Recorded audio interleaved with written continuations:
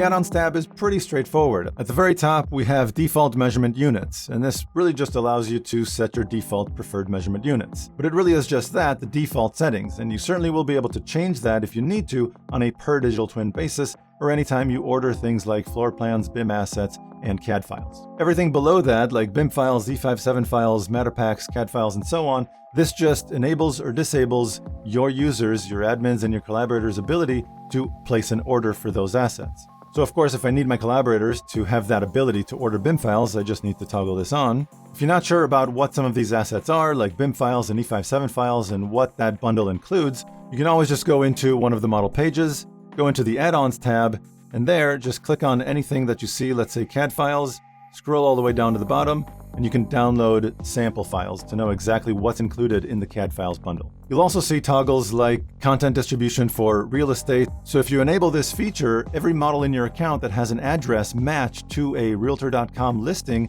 will automatically sync every night and be available through that listing page. Moving down, we have Google Street View, and this again just enables the ability to upload those panos from your digital twin to Google Street View. Matterpack and CAD files are again more asset bundles that we allow you to purchase, and you can pass that ability on to your collaborators via these toggles. And the same of course is true for schematic floor plans and true plan files. Xactimate is a tool used in the insurance and restoration industry, and if that's not for you, don't even worry about this. But if you do use Xactimate, the account owner only can use this toggle to connect between your Verisk account and your Matterport account to sync between all your digital twins and your Xactimate projects. And at the very bottom, you have Verbo and HomeAway support. You can activate this toggle to allow your collaborators to upload panoramas to Verbo and HomeAway.